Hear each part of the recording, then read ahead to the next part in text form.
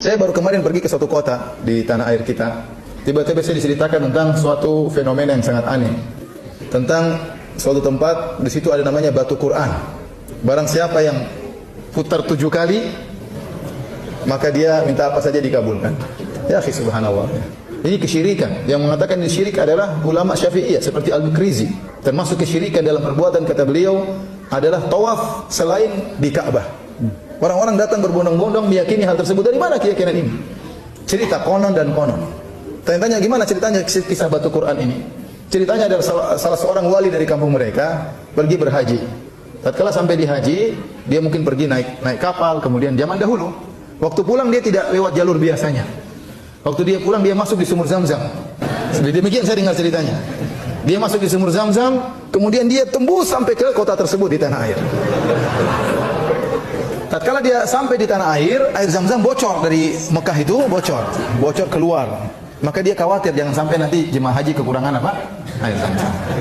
Maka akhirnya dia mengambil Al-Quran, ini kisahnya. Dia mengambil Al-Quran, kemudian dia tutup Al-Quran tersebut, dijadikan penutup air tadi supaya tidak keluar lagi. Setelah Al-Quran diletakkan, tahu-tahu Al-Quran tersebut menjadi batu. Namanya batu apa? Quran. Subhanallah, itu ceritanya. Kasihan ngebor jauh sekali. Sampai sekarang saja pemerintah Arab Saudi belum ngebor dari Mekah sampai ke Madinah. Sampai sekarang masih diambil air secara manual. Antum kalau pergi ke hajian atau umrah, antum bisa turun di tempat parkir nomor 5. Ya. Di situ antum lihat banyak truk-truk seperti truk-truk minyak Pertamina itu ya. Itu ngedrop air dari Mekah sampai ke Madinah. Belum dibuat, atau kita perlu kasih tahu pemerintah Arab Saudi sudah ada bor sampai ke tanah air. Luar biasa. Tapi masyarakat menerima dengan mudahnya. Menerima. Ya akhi, subhanallah. Ini dari mana seperti ini? Ya.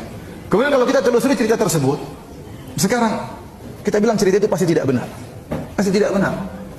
Bagaimana kemudian orang ini menjadikan Al-Quran sebagai tutup air? Enggak, kurang ajar seperti ini. Ya, Al-Quran jadikan air. Kan ada batu yang kenapa Al-Quran jadi tutup apa? Tutup air. Kemudian Al-Quran tersebut berubah jadi batu, menjadi benda yang lebih hina. Al-Quran mulia atau tidak? Kenapa dirubah jadi batu? Dikutukkah oleh Allah jadi batu? Al-Quran berubah jadi batu. Kemudian sebagian orang tawaf tersebut di situ pakai celana kolor saja, apa enggak kurang ajar? Tawaf di Al-Quran pakai celana kolor. Jadi kalau sudah sesat ditumbuk dengan kesesatan yang lain.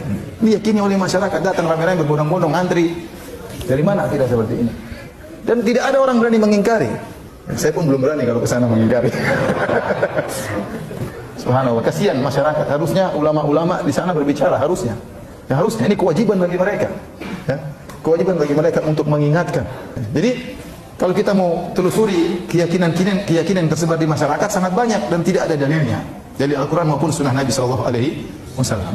Sebelumnya saya pernah pergi juga di suatu kota di tempat yang lain di Jawa juga.